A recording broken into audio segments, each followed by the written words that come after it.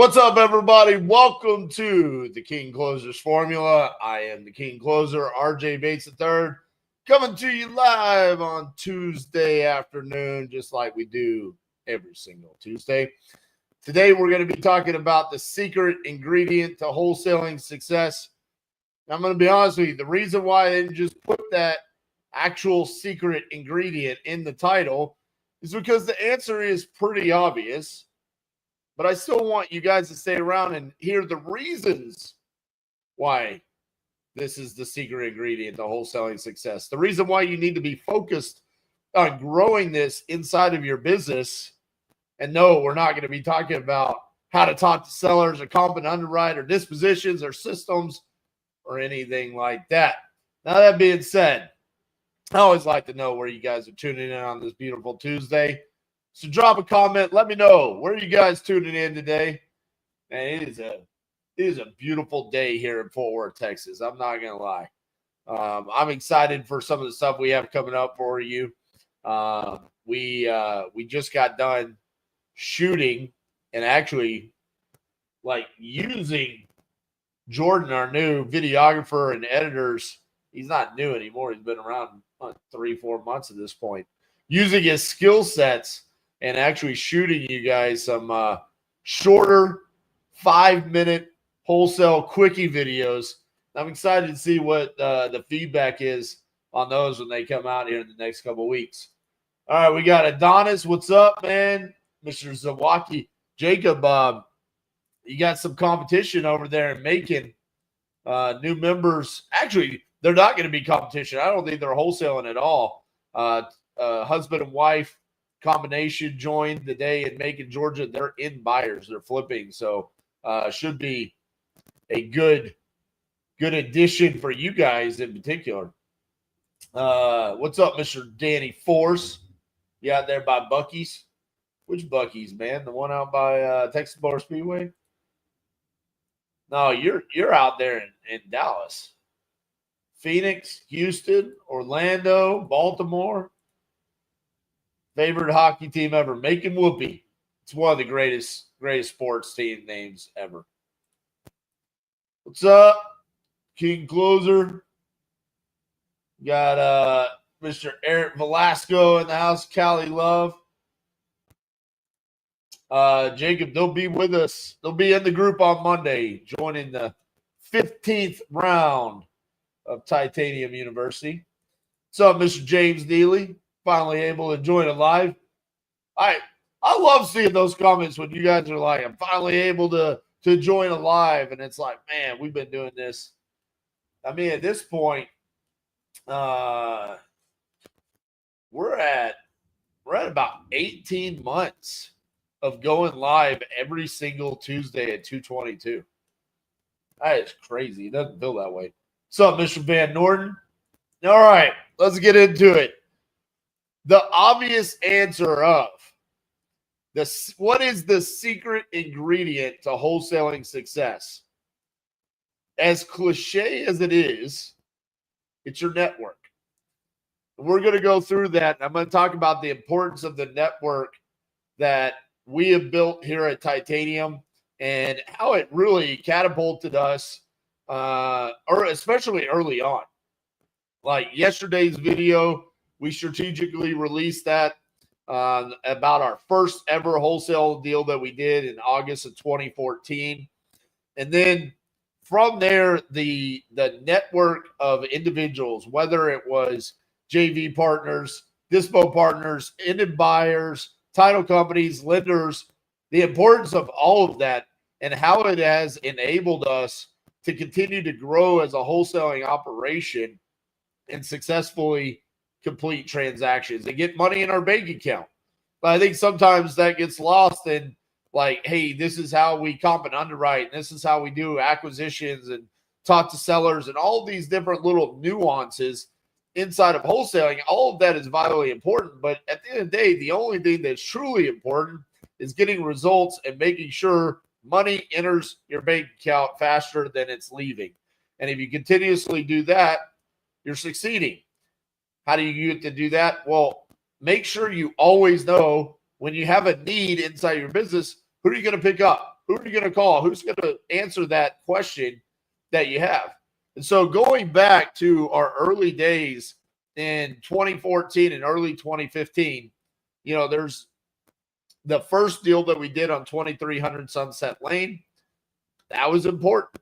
That was the proof of concept that we needed, that, hey, wholesaling is a legitimate business and that we can do this, and it will insert a check into our bank account. But then after that, that's when you start relying on that network of people around you. Because let's be honest, we got extremely lucky on that first wholesale transaction, not really knowing how to comp and underwrite, not really knowing how to do dispositions.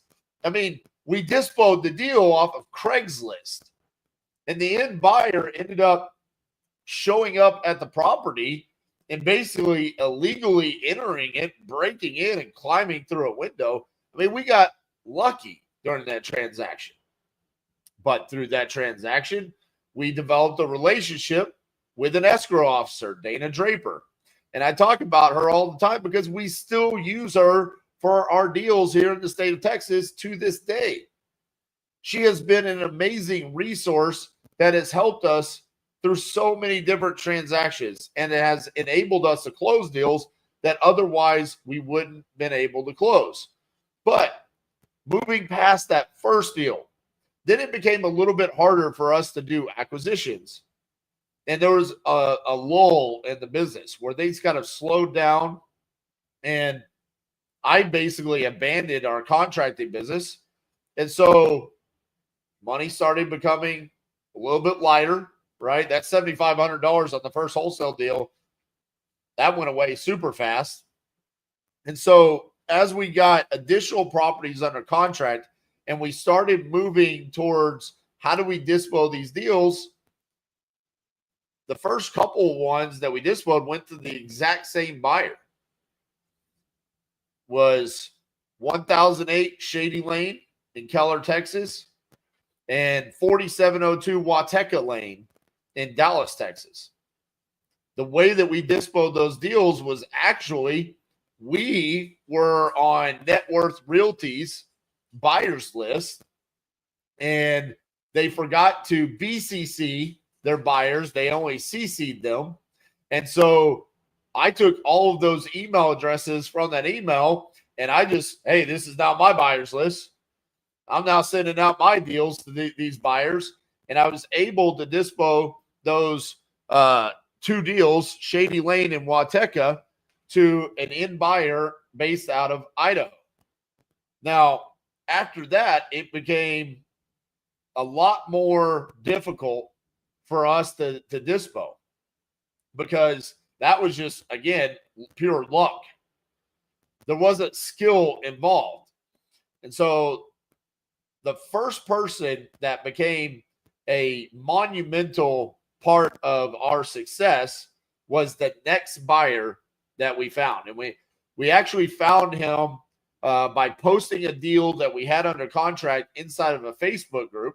His name was Chris, and he contacted me, and he was like, hey, I just paid $60,000 for education to virtually flip. I'm based out of California, and I'm going to be flipping houses in the state of Texas. So I'm super interested in this property.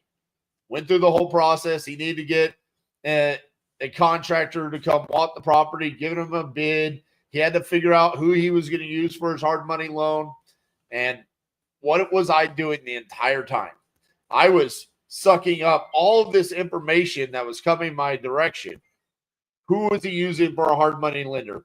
What contractors was he getting to come out and walk these properties? And I'm getting their contact information because I'm thinking to myself, well, if this guy has to figure out how he's going to get money to purchase property, a hard money lender, this seems like a great resource. Well, it was, and it still is to this day. The network of what we built early on is still part of our network a decade later. He used Wildcat Lending, and they were brand new to the industry on his first several deals. I just took out a loan on a property using Wildcat lending 10 years later. So as I was paying attention and looking around and going, okay, how is this guy able to flip this house? Hard money loan, this contractor. I remember every time I would meet one of his contractors, hey, if one of my other buyers needs a contractor, can I recommend you to do the rehab for that property? Of course, every single one of them was like, yes. So he bought that property. Then the next property, that one. The third property I got under contract, he bought that. This is in the span of about 2 weeks. We're talking about Junius in Dallas, Swiss Avenue in Dallas, San Fernando in Dallas. I still remember these deals. Why? They were life-changing deals for us. We were still extremely early on in our career. So each one of these was not only proof of concept, but we're building that network. And I'm thinking to myself, like, I don't know how many deals Chris can buy, but I'm going to keep going back to the well until the well is dry. It's what we did. So then we get the fourth property under contract, Lipscomb. I go to him and I say, hey, got another deal. And he says, all right, RJ, pump the brakes. I can only do so many deals. All right, fair enough. Makes sense. You're new at this. Now at this point, you've got 3 properties that you own. I've made my money. He can't buy this one. But he says, I am a part of a community of other people that are looking to buy deals. What if I bring you the buyer and we just split the fee, the wholesale fee? I'm sure you've made really good money off of the deals that I bought from you. And I was like, I absolutely have. He says, great. How about this? Let me present this to the people inside of my community and see what happens. Sure enough, buyer. Next deal I get, send it to Chris. I'm not interested in this one, but I'll send it to the community. Buyer. We did this to the tune of probably 100+ deals when we were getting started. Why? Because I didn't have the skill sets. And quite frankly, at the point in time, I wasn't prepared to learn that skill set. I just looked at it and said, this is amazing. I'm making more money than I've ever made, and I'm only having to do half of the job. Now, mind you, remember, I'm getting these deals off of the MLS. So I wasn't even investing money into marketing. I didn't figure out how to have a skill set of how to talk to a seller. I just knew this is a deal. I'm finding discounted properties that are distressed. I'm getting them under contract. I'm sending them straight to my network, which at the time was small, but still effective. And so we were consistently moving deals. Quite frankly, I don't even know how many deals that early on we terminated. I don't even know if it was very many, because I didn't even know that was really like an option. It was kind of like, you get it under contract, you make sure it's a good deal. They were. And then you dispo it.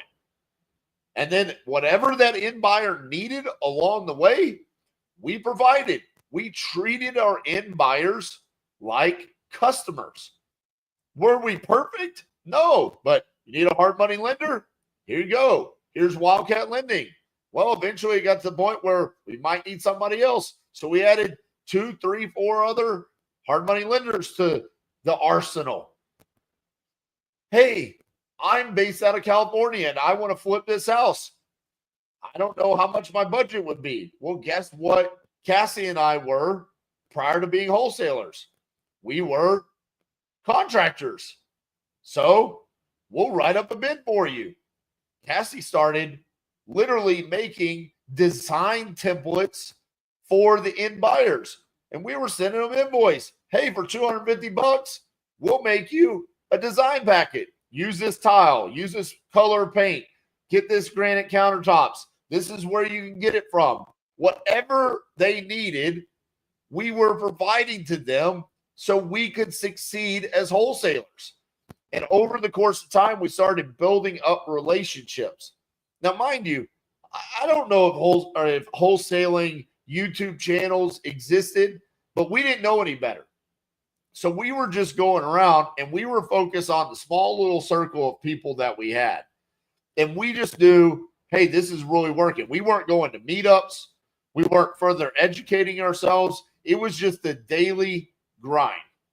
And over the course of time, the network just continued to grow. More lenders, more contractors, more title companies. How did we get more title companies? Well, there'd be times where a seller would say, you have to use my title company. It's a probate. It's an inherited property. We've already opened up title. We would have to close the deal with them. We would make a connection with the escrow officer. Well, boom. Now we've got 2 title companies that we can use. Hey, title companies, do you know any investors that are regularly closing deals? Maybe we should send them more properties. And we just continued to grow. And so ultimately, after about the first year and a half, our wholesale operation was basically, we were the acquisitions leg of a joint venture monster. Chris was basically dispoing all of our deals. Now, some of you look at that and you say, yeah, but you were sacrificing 50% of the revenue and the profit. That's true. We were. I never viewed it that way. I viewed it as we're getting more deals than we would if we were to stop and have to develop the relationships with these end buyers that we would not have known. And so one of the things that is very important, and one of the things that we always protected, was our relationship with Chris more than anything.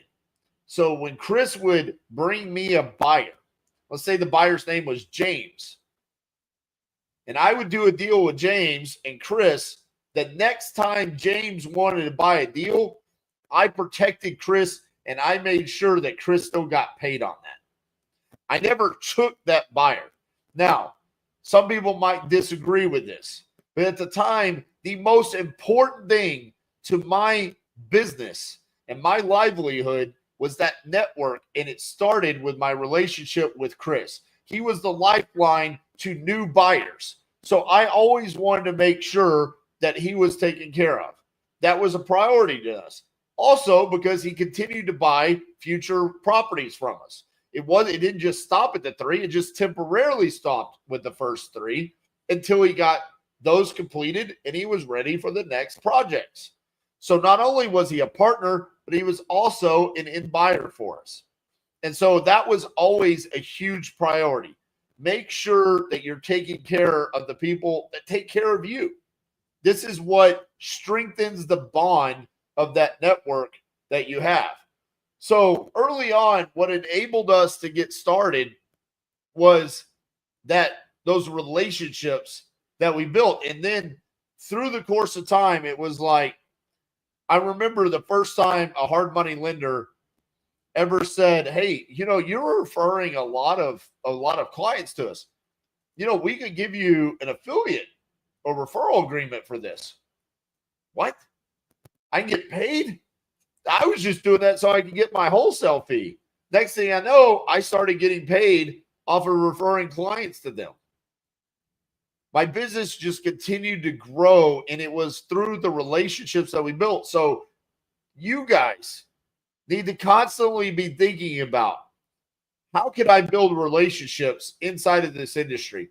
Who can I bring value to? And then leverage a skill set or something that they have going on in their business to help us grow together. Now, several months ago, well, actually about a year ago, and then a couple months ago, we did a video about what markets should you do virtually wholesaling in. And inside of that, we give you a resource. Now, this resource is available on every single one of my videos, and you can get it at titaniumu.com/markets. It's about a 50-plus page PDF, and it outlines the details of my feelings and our results inside of every state, including what title company we use, the percent of deals that we've done, and then I rate acquisitions, dispositions, and the overall, your ability to wholesale in that state based off of our experience. The reason why I'm bringing this up is because as you download that, it's not just about the information that is provided in there about, hey, RJ thinks Texas is a great market to wholesale in. Of course I do. I've been based here. For the first several years, the majority of our deals were done in the state of Texas. So I'm, of course, going to believe Texas is a great state to wholesale in.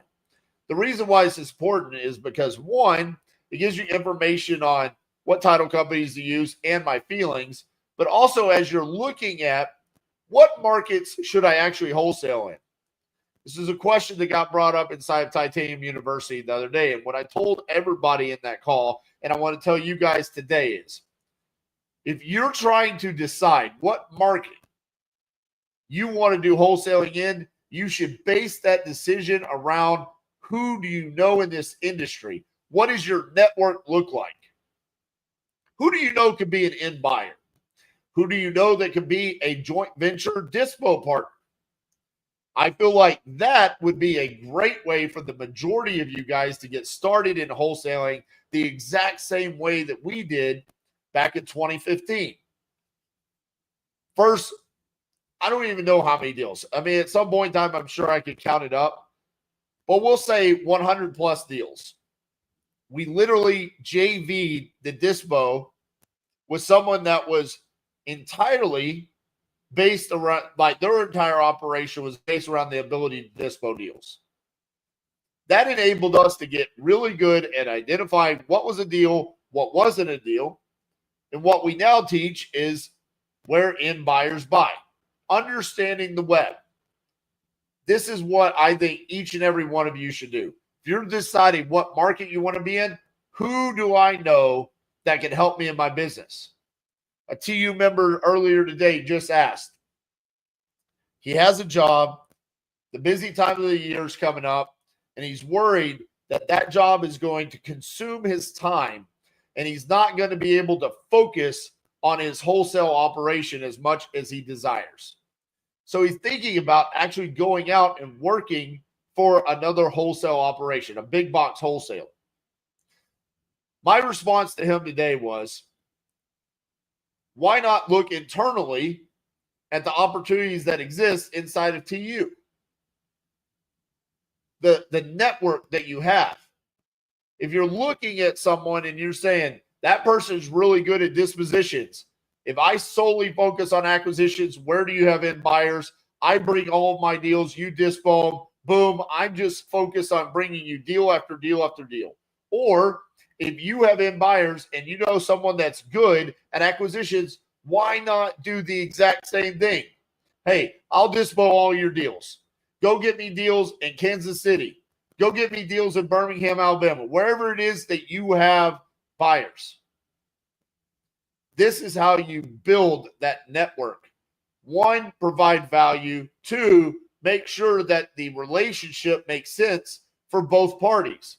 That's why it was successful for us and Chris early on. He didn't know how to do acquisitions. He didn't know how to identify deals. He just knew this is what they taught us. And I know that we have a ton of buyers inside of this community. So we leveraged that. We leveraged the fact that he had that community around him. Why not replicate that and do the exact same thing inside of your wholesaling business right now? You guys show up here every single Tuesday inside the chat. For those of you that are inside of Titanium University, why not leverage each other inside of there and work together? Glenn, in buyer in Wisconsin. Boom. There you go. Like, you just know that. Why? Because I've said it 10 times on Tuesday Lives. He shows up every single Tuesday. Why not leverage that relationship? Because you don't have it yet. You have to build that network and provide value first. Now, the other things that have come around more recently is the relationships that I have been able to establish in this industry that enlighten me, open my eyes to different strategies, different vendors. For one, Property Leads. Property Leads is a vendor that we've been using for a little bit less than a year. That relationship was established based off of a relationship that I created back in 2017. 8 years ago, I developed a relationship with a gentleman named Matt Andrews. Matt Andrews had nothing to give me at the time I developed that relationship. I had nothing to give Matt Andrews except for friendship and the ability to talk about what we were doing inside of our wholesale operations. He went on to create what's known as Family Mastermind. I joined Family Mastermind, and through there, I met the owners of Property Leads. Through there, we put them through a vetting process to see, is this a viable lead source for our community, for you guys? And from that point, we said, you guys should use Property Leads. Several people inside of TU, inside of the Vault, just watching my YouTube channel, have made hundreds of thousands, if not millions of dollars using Property Leads. Again, this is leveraging your network to make things better for everyone around. That relationship with Matt was developed prior to this could ever be thought about. There was no PPL. There was no Titanium University. There wasn't even the thought of me having a YouTube channel at that point. But the relationship, that network, was created. Today, I got a call from my friend Jerry Norton. We talked for about an hour on the phone. Was there a purpose behind the conversation? Not really. The whole point is two people talking about what they love to talk about, wholesaling. How can we better serve you guys? What can we do to make the wholesaling industry better? Content-wise, what can we do?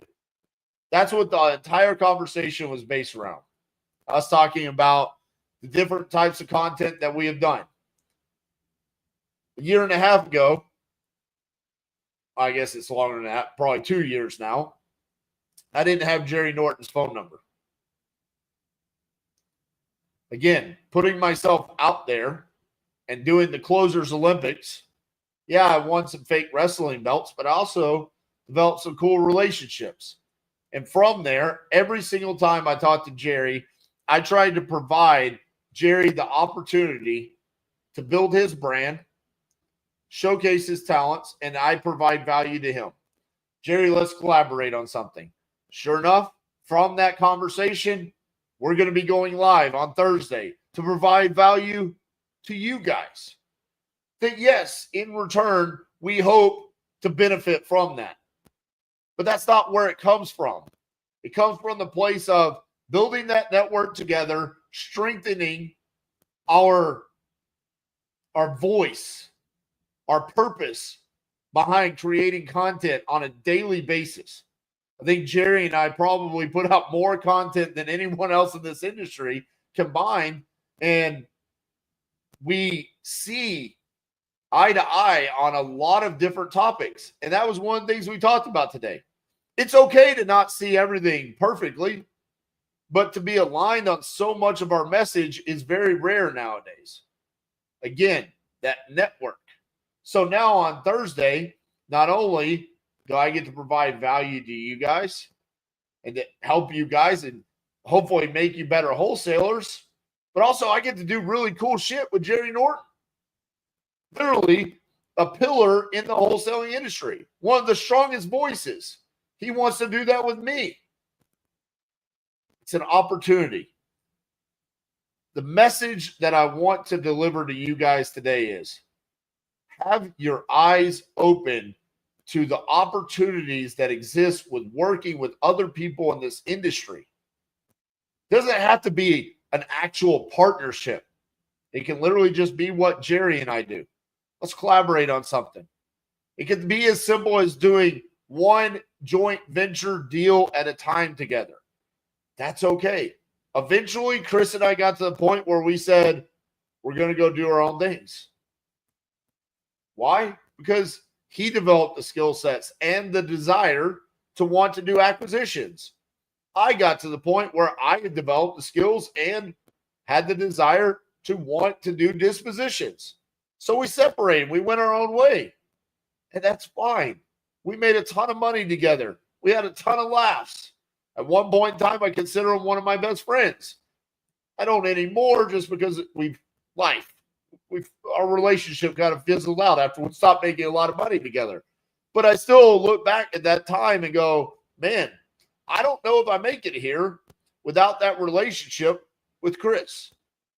So to you guys, moving forward in your business, always keep your eyes peeled for the opportunities. The next thing, I talk about dispositions. It's one of the topics and subjects inside of this industry that I think majority of people struggle with. There's not enough content out there in regards to dispositions. And part of that is just due to the nature of how difficult it is to show dispositions. It's just it's a lot easier for us to show the lead generation and the acquisitions than it is to show dispo. So there's less content in regards to it. Now, I do think part of the reason why there's less content around dispositions, because maybe, just maybe, some of the people that put content out there aren't necessarily doing some of the business. And so maybe it's just hard for them to actually show that. But it's neither here nor there. That being said, when it comes to dispositions, I always talk about building that relationship with your cash buyers. Yeah, investor lift, investor base, deal speed, they're all extremely vitally important tools and systems to have. But the reality is your ability to know who that end buyer is going to be without the system, without the tool, and building that relationship and having the buyer pick the phone up when you have a property under contract, that's irreplaceable. That's what takes you to a whole nother level as a wholesaler. Justin and Garrett at this point, they have known buyers throughout the country. I think Justin is just south of doing deals in 40 different states. I think Garrett's at like 33 or 34 different states in a 2-year time span. That's a lot of different locations with a lot of different buyers that they have developed. And so now at this point, when they go to do acquisitions, and they sit down and they look at speed to lead, even if it's Coupon Club, where do you think they're going to pick their leads? They're going to be basing that directly off of, where do I know I have a buyer? Or where do I know I have a buyer texting me right now saying, hey, dude, just got done with that other property. Send me your next one. I'm ready to go. I'm ready to buy. That relationship is critical to a wholesaler's long-term success and health. At the end, the initial title to this video, prior to us making it a lot more clickbaity and, quite frankly, easier to read on a cell phone, the secret ingredient to wholesaling success was the quality of your real estate business is directly proportional to the quality of your relationships. And that is an absolute fact. This whole business is a relationship business. Think about the fact that every single time you get a property under contract, you should have a relationship with your end buyer. You should have a relationship with the title company. If they're using a hard money lender, hopefully you have a relationship with that hard money lender, because at some point in time, you should know who are the hard money lenders that are good to do business with in this market and who are the ones that are not good to do business with. If you're utilizing a transaction coordinator, you should have a relationship with that business and understand how you're going to do business back and forth, because communication is key there. This whole business is built around those relationships. Why do I get some people that when they get a deal in a certain location, they send me a text or they give me a call because they know, hey, based off of our relationship, I know you've got a buyer there. I know you do deals here. Let's do it. That's that long-term relationship that quite frankly, you can't put dollars and cents to what that's worth to your business. If I added up how much money I've actually made over the course of time that came directly from the relationships, it might even exceed what I've spent money on to create revenue. That's how much money I've made off of the relationships that I've established inside my business. One of the things that I wrote down here on my notes, this one's funny. I've actually been asked this numerous times. We'll open this up for Q&A here in a second, but I've actually been asked, RJ, should I actually give out my cell phone number when I'm talking to sellers or on my dispo marketing or on my voicemails? Listen, I have been giving out my cell phone number for a decade. For the past 8 years, I've been giving it out live on podcasts, YouTube channel. It doesn't matter. My videos have been seen millions and millions, actually tens of millions of times at this point in time. My phone gets blown up with spam. It doesn't get blown up with people watching YouTube videos. My cell phone number is 817-915-6860. I want people to know my cell phone number. I can choose to respond to any text message or any phone call. But the opportunity that comes my way, if someone has a need and they know I have the solution, I want that opportunity. I want that person to know that my cell phone number is 817-915-6860. So they can reach me and I can offer the solution if I want to. But if they don't know my cell phone number and they don't know how to get a hold of me, and you send me a DM on Facebook or Instagram, guess what?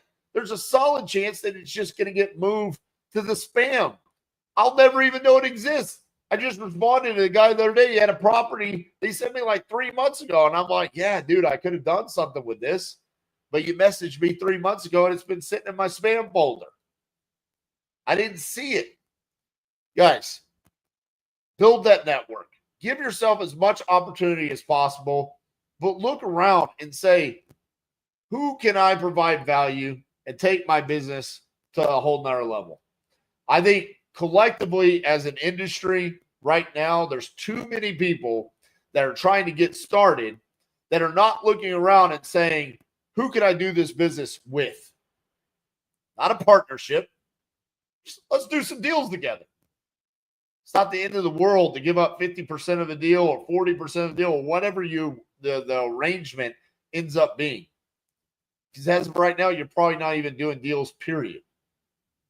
Get a little piece of it. Get some deals under your belt. You'll be able to go to another level.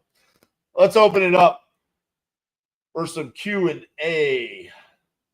I saw some comments coming through here, but I don't know if they were about the topic that I was talking about. I think someone was talking about something else.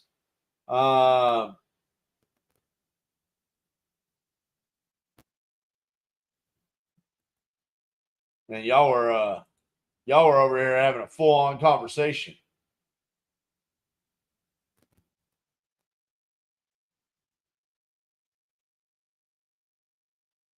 Brett, how'd you get your foot in the door? Brett's a closer, that's how.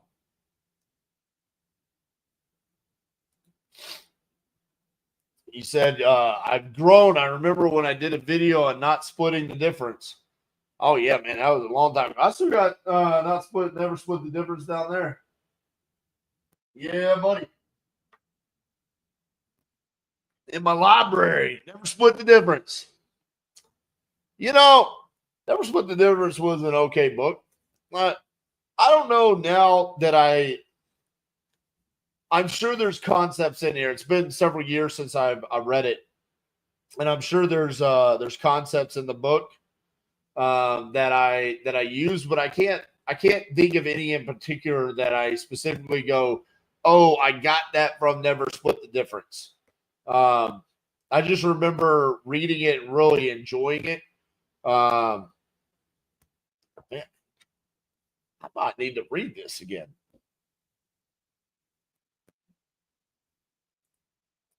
Life kicked me in the bag, and I came to watch RJ and get my head back in the game. Well, this is always a good place to get your head back in the game.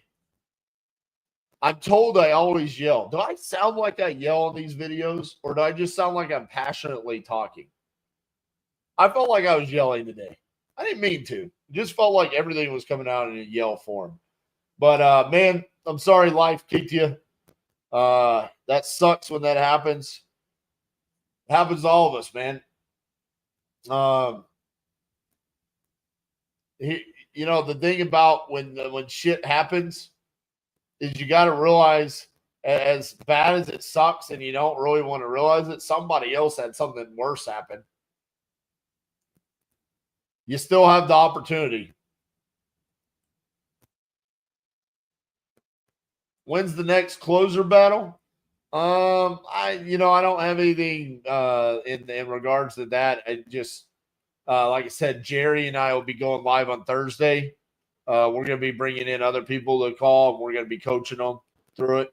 So instead of us calling, we're going to let other people call, and we're going to coach them on the calls. For the inspection period, do you use a contractor or investor boots or Facebook Marketplace most of the time? So primarily, I mean, you want your end buyer to be the person that's really like, I'm wondering if you're saying for the recon. So like if we get a property under contract and then we need to get pictures, first it would be ask the seller or the tenant. If they can't provide them, then a handyman or investor boots go out there and get pictures. Facebook Marketplace would probably be like one of the last places I would want to go to. That's a swamp land of con artists and scammers on there. But then, you got to get your end buyers out there as quickly as possible, get offers and whatnot. Eric said, you're about to text and call me every day. You already had my cell phone number. I don't even know why you're talking about that. I was passionately talking. All right, passion. We'll stick with passion. I mean, I'll be honest with you. I need to drink something. It felt like yelling. On this end, it was yelling. What books did you get a lot from? Tyler, Extreme Ownership, The Dichotomy of Leadership, Relentless, Portions of Good to Great from Jim Collins. I would put Never Split the Difference on there at the time because I do remember really enjoying it. I just think time has passed by where I really haven't thought about the book a lot recently. So I can't really pinpoint. Essentialism. Be Your Future Self Now. That's a good one. Living with a Seal. I really enjoyed that book. I just thought that book was fun. Discipline Equals Freedom. I love Jocko.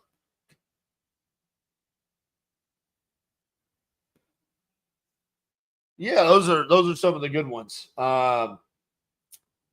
Really like Green Lights too by Matthew McConaughey. So I'm kind of weird. Sometimes I don't necessarily need to take like the actual words that they give me and then implement that in my life. Sometimes it's more about the delivery and then the passion and their journey. And then me looking at like where they were and where they ended up and how did they get there. I really took a lot away from Matthew McConaughey's book in that regard. On coupon club deals, what parameters would you recommend for someone's first batch of 50 coupon club leads? Motivation. Make sure they're motivated. So emergency reasons, financial reasons, tired landlord, selling in a vacant, non-occupied house, and then conditions. So you need to have premium mode. That's $99 a month. Do that so you can see that there's a physically distressed element.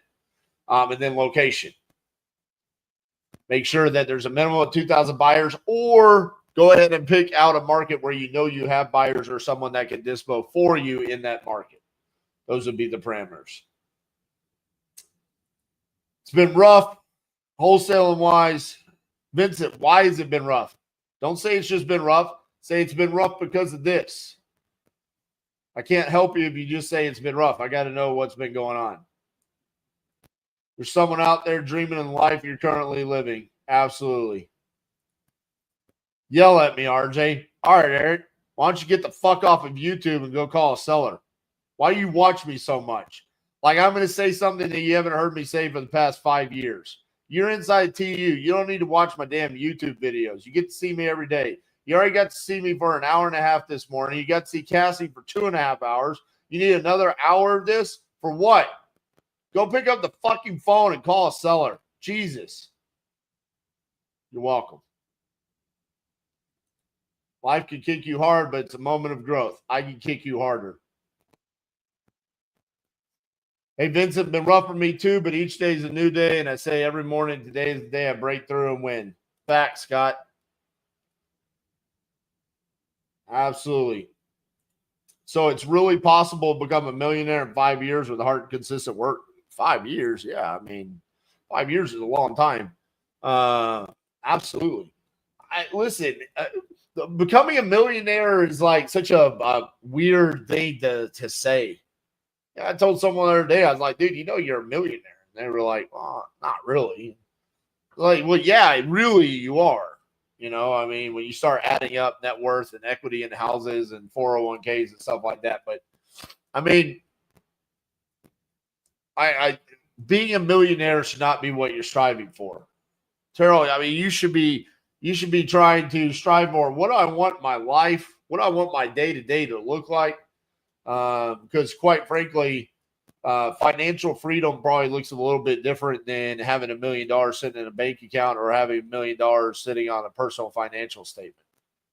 I mean, look at what you want that to look like. What do you want to do on a daily basis? Because you could be a millionaire and not be happy. You can be a millionaire and still be stressed about money.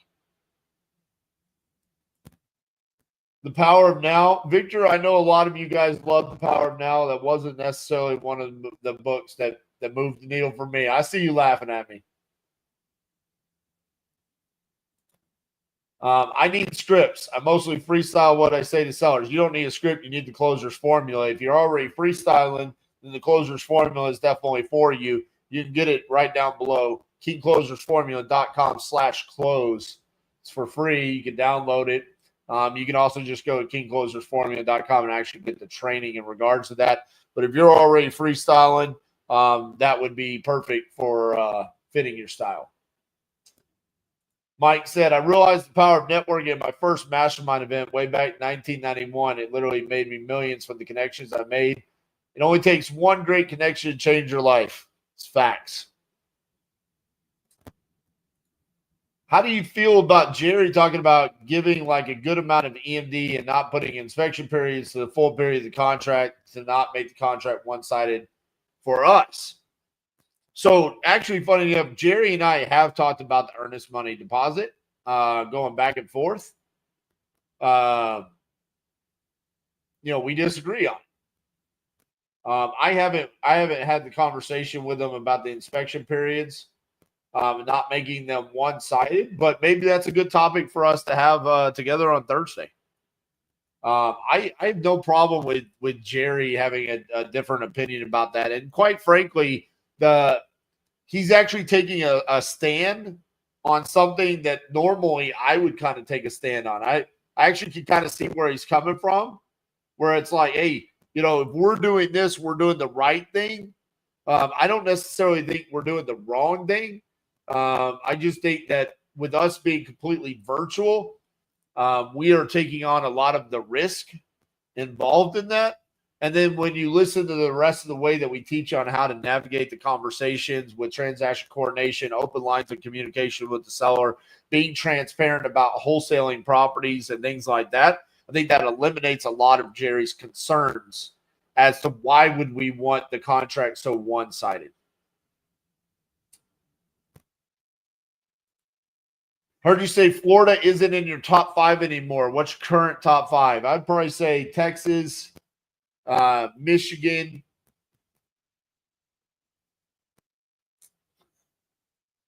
Ohio is almost always up there. So I'd say Texas, Michigan, Ohio, Tennessee.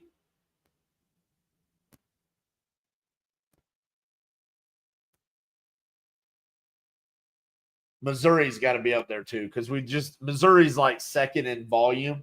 Even though I don't like Missouri because of the normally lower assignment fees, but I'm still, I mean, dude, anytime I see a Missouri lead, I pretty much know, like, man, okay, we can get that, we can dispo that. So, do you have a representative present on virtual buyer showings or straight buyer to seller appointments? Well, Ty, to be honest with you, it's rare that we have owner occupant showings or leads or contracts. I mean, just due to the nature of the way that we're buying the majority of our leads, it's some sort of vacant property, investor-owned property. But if it is owner-occupied, we always try to ask the owner to not be present. But if they have to be present, then yeah, we will allow it to be buyer to seller. We're not going to have a representative there. We just set the proper expectations with the buyer and the seller as to how the conversation is supposed to go. By the way, spoke with Justin today. He represents TU very well. I'll be in his next class. Love it. Jared, you mean you're starting on Monday or the next class? I hope it's Monday. I noticed property leads doesn't show what type of lead you're getting, like speed of lead. Is it just random? It is. So that's the difference there. Speed of lead is the most transparent about what you're getting for a lead up front, and then lead Zolo, and then property leads. Have a most difficult dispo ever. Took nearly 2 months, but finally got it done. Issue was more location than price. Presented to over 100 buyers. One said yes, on to the next one. Woo! 100 buyers. Man, that's crazy. Matthew says it's been rough with only a couple of hours today. Best to make calls, but I'll get there. Water got shut off today. Oh, man. Matthew, we got to get going, bud. Got to get going. Just bought the contract and offer calculator yesterday. Awesome. Killed it today. Appreciate that, Steven. We'll see you on Monday as well. What do you do when you're about 5 to 10K above MAO and the seller refuses to come down in price? You'll repeat yourself about 17 times. I mean, at the end of the day, are we really that close?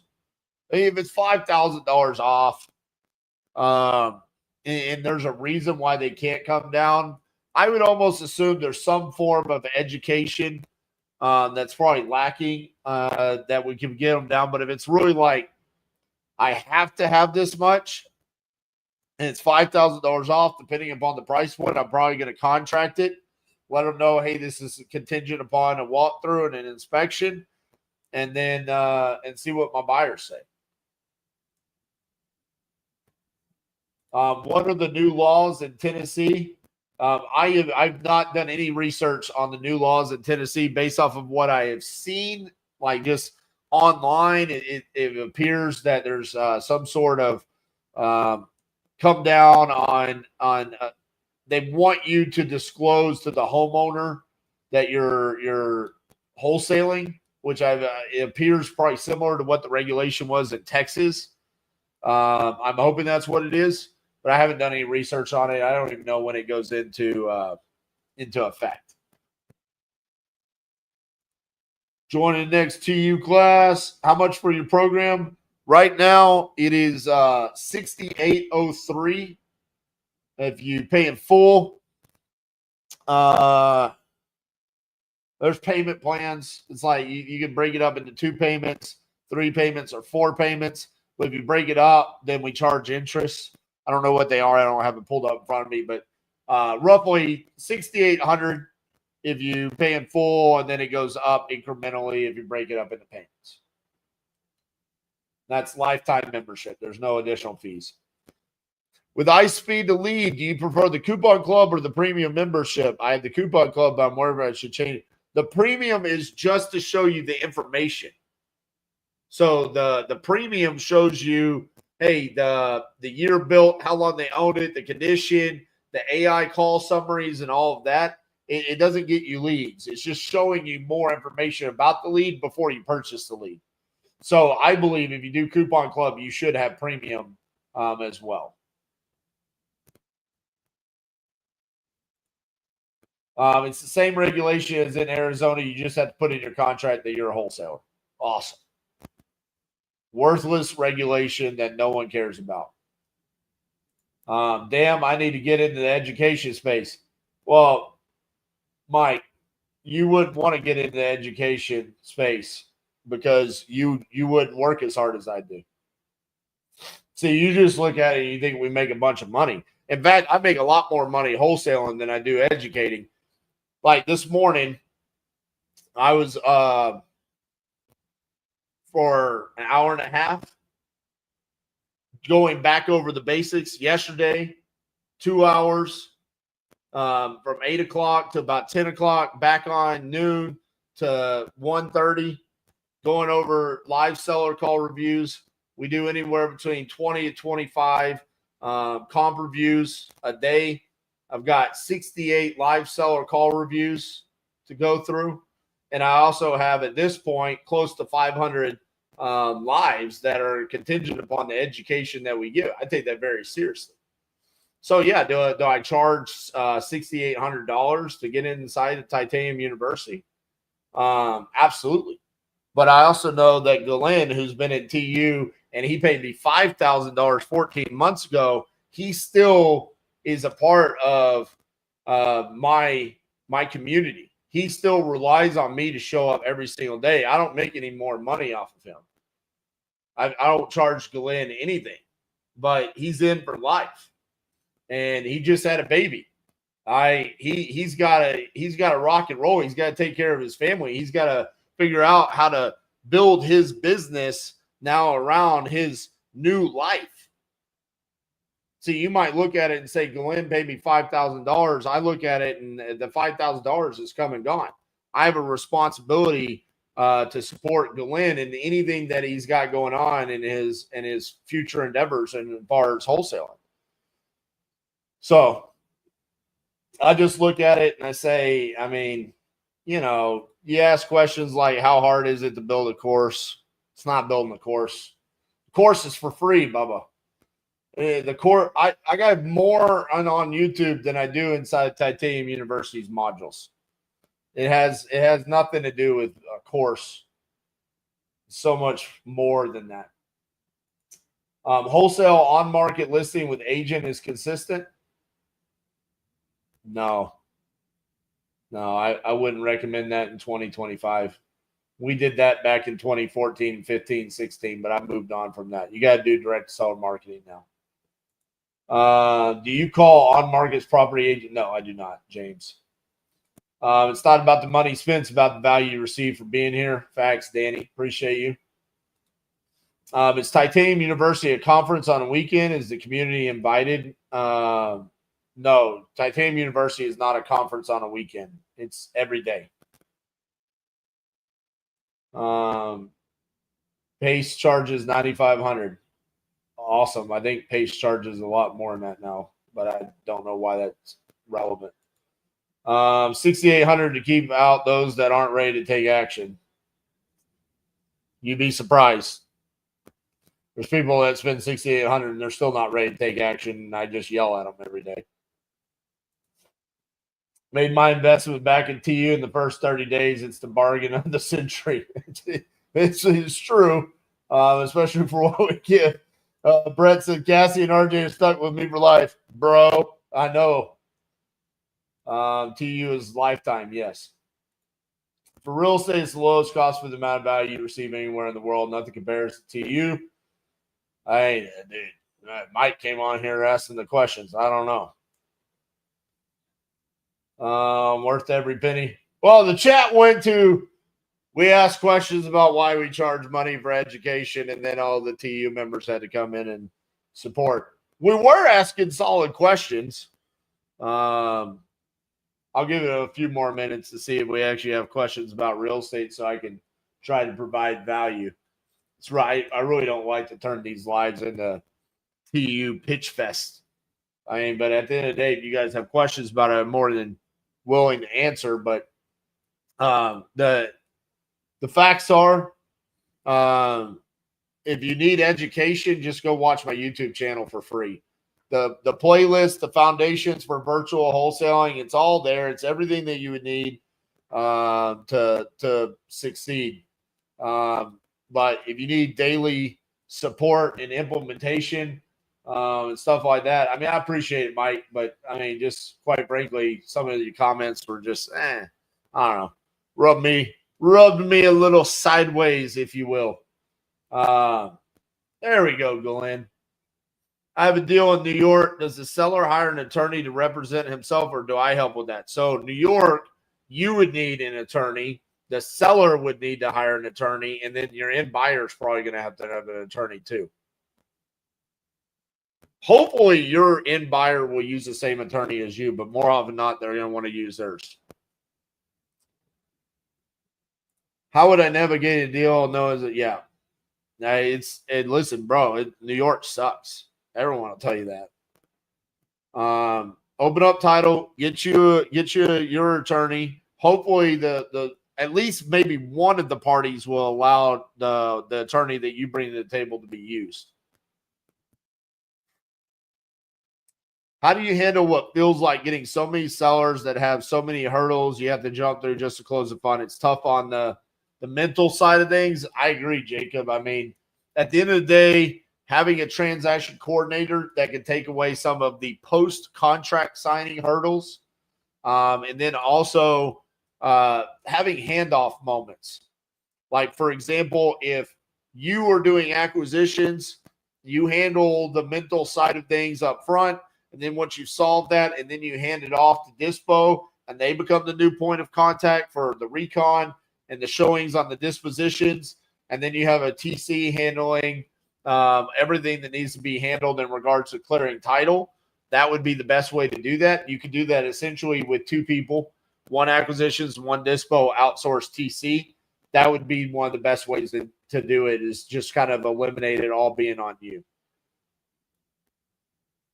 Okay. How do you handle a buyer that is too aggressive on repairs?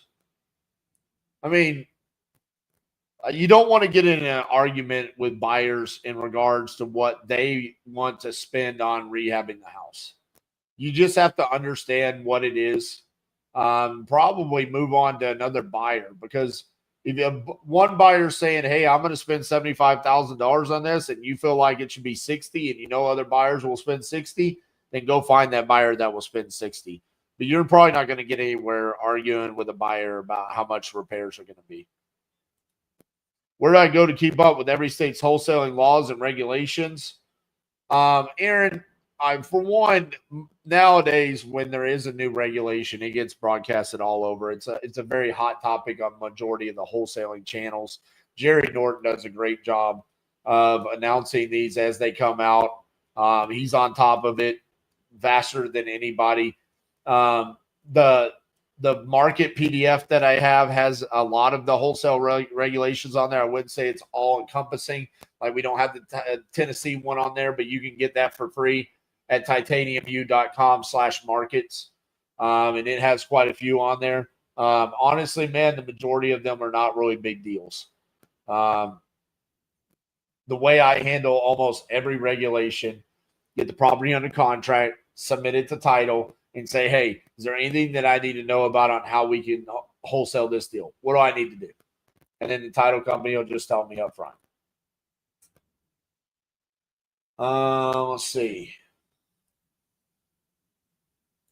How about a novation? Can the realtor help out with that? Are you talking about in New York? I mean, yeah, a realtor should have a known attorney that they've worked with. It's kind of like most realtors have a known title company they like to work with.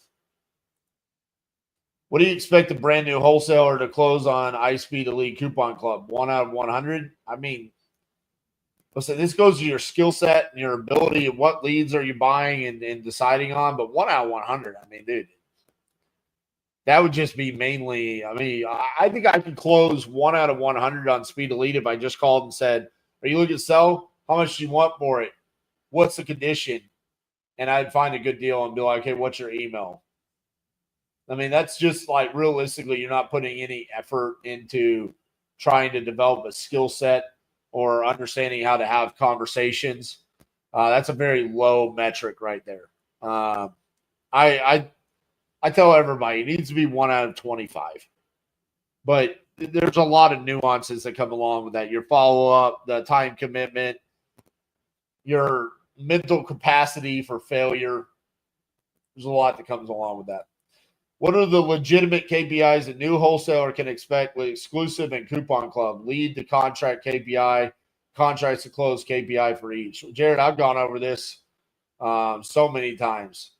What are the legitimate KPIs? A new wholesaler. So see, there's like things that are being thrown in there where it's like, what do you mean by legitimate? What do you mean by new?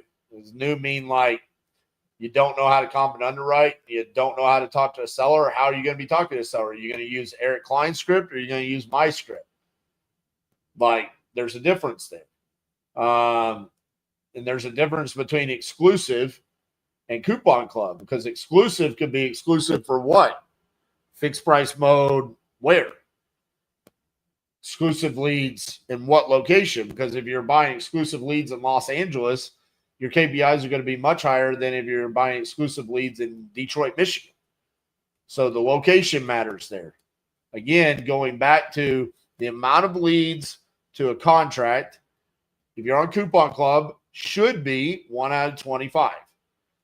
On some version of exclusive, it should be somewhere in the range of 1 out of 10 exclusive to a contract. And then the percent of contracts to close, you need to be at 70%. 65 to 70%, somewhere in that range. If you're going below that, there's probably an issue with your comping and underwriting, and then probably your dispo. But more often than not, it's probably your comping and underwriting. Can you only do one deal in Chicago because of restrictions? Yes, the Illinois law is you can only do 1 year, one assignment deal a year without being licensed. That being said, there are many workarounds around that. It's literally one of the least police regulations I've ever seen. Do you need to find a buyer first when you try a new market? No.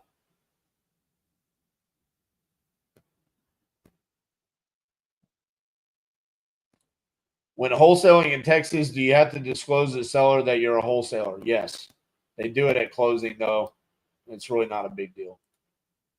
Do you have verbiage to ensure the property is vacant upon closing if month-to-month tenants, or would you keep them and end buyer can decide? You need to talk to your end buyers and ask them what they want. If they're month-to-month, and the end buyer wants them to vacate, then you have to go through the actual legal process of giving them notice to vacate. But you need to talk to your end buyer to decide what they want, because that end buyer might want to keep them.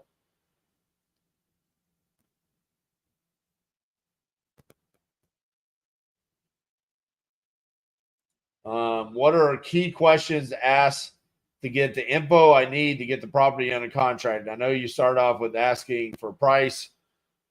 What info do you ask about the property?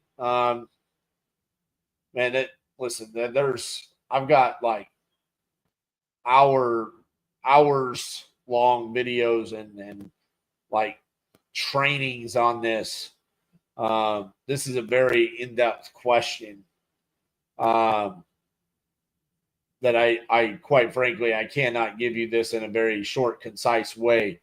I think one, you need to understand the basics of what you're trying to accomplish with wholesaling.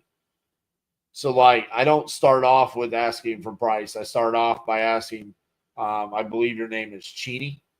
Cheney, are you looking to sell the property in 123 Main Street? Yes. How much are you asking for it? 100,000. Okay, tell me a little bit about what you got going on. I really want to determine your motivation. for wanting to sell that property for a discount. And once I have determined that you're motivated and I then understand what your asking price is, I can then determine the path that I want to take moving forward on this conversation, whether or not your price was correct or incorrect, how motivated you really are, what is the problem that you need solved by selling your piece of real estate. And then, of course, we can get into understanding more about the condition and the occupancy and the timeline. But a lot of that is really irrelevant. The key factors here are understanding why this person would want to sell one of the largest assets that they're going to own in their life for a discount, and how did they come up with that price, and how much money do they actually need. Everything else can be figured out later on, but there's a lot of nuances to that, and I would suggest watching some of my longer form videos in the Foundations for Virtual Wholesaling playlists. How to virtually wholesale from A to Z, the closers formula. Maybe download some of the free PDFs that are in the description of this video that can really help answer and kind of direct you in the right path. Mental capacity for failure. How do you have suggestions on how to manage that? Yeah, Kathina. For one, as entrepreneurs, you have to realize that that's the decision that you made, was to control the fact our actions either lead to success or failure, and we're okay with that no matter what. Because otherwise, if we weren't okay with the failure, then we would go work with someone else, and then they would pay us to succeed the majority of the time, but reap the benefits of that success. But when we fail, they pay us regardless. And that's the problem that they have to deal with. Well, now as entrepreneurs, we don't have anybody to lean on. We are agents of chaos, like the Joker says. We chose to do this. And so you have to know going into this that failure is just part of the role that we're in. And it's going to happen. And it doesn't define you. I've had many failures. The key there is not really how do I manage the failure. It's what did I learn from the failure so I don't repeat it like over and over and over again. How do I move on from this? A lot of times the way that I manage failure is by getting back to the basics. Literally, hey, this deal that we thought was going to close didn't close. What do? Pick the phone up and call the next seller. Like that person's problem now needs to be solved, and I can't not solve that because this deal over here didn't close. And becoming somewhat callous to the fact that failure is just part of the life that we have chosen. It's inevitable, and eventually you get to the point where, like I said the other day, I don't know if you're on the call or not, but we'll terminate a contract, and my response now doesn't get much more other than that sucks. And then we're on to the next one.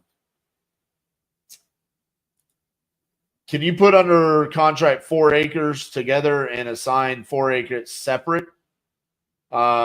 No, there would have to be, I mean, if all 4 acres are one parcel and then you wanted to assign them, then you would have to go through the actual process of getting those parcels separated. You can't just make the decision to do it. You actually have to go through it.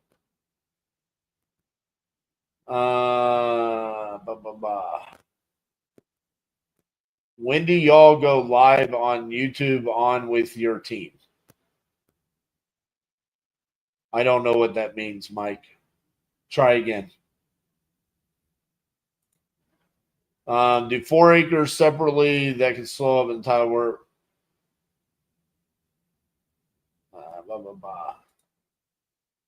Pronounce my name perfectly. Thank you, RJ. It's exactly what I need. Awesome. Here for the beautifully relaxing, soft voice. Do you drink on that bottle on your shelf in the back? It's been on the same level for a minute. I do not. I very rarely drink, if at all. In fact, I maybe will have like 1 or 2 drinks an entire month, and really the only time I'll ever drink is like on a weekend if I'm playing golf with the boys or something like that. But those were gifts given to me. This right here was scotch that was given to me by the TV production crew. They gave it to me for my birthday. It was a Viking scotch that they gave me. And then the moonshine was given to me from Angel, who's on here. The whiskey was given to me by Easy REI Closings. The Babe Ruth beer was given to me by Cassie because I did the Babe Ruth video. So all of those have been gifts. I'm not a real big drinker. So yeah, that actually, those glasses have never had a drop of alcohol in them. And I don't think any scotch has ever left that. What's it called? A decanter, I think is what it's called. It's pretty cool. It's got the ship in it and whatnot. Actually. Oh no. That's like connected. You cannot move that. I have a bottle of Jameson Black Barrel on the bottom of my desk, and it's been nearly at the same level for 4 years. It's for one of those kind of days. Yeah. I think the only time I actually drank the scotch was when it was given to me by the crew. They like gave it to me right here in the office, and like we poured it and we took shots, and then I poured it in the decanter and it went there. Still here. The moonshine's still there. That's right, Angel. I ain't going to open that moonshine until you come back to the office. Hopefully it'll be better by then. All right, people. I appreciate you. Make sure you like today's video. Someone mentioned there's only like 61 likes on this. Needs to be a lot more. Like the damn video. Come on. Beginning this with some good content. Hopefully I answered y'all's questions. Tomorrow's video, I'll tell you a story about how Friday I hit a deer. There's a point to it. We'll see you guys then.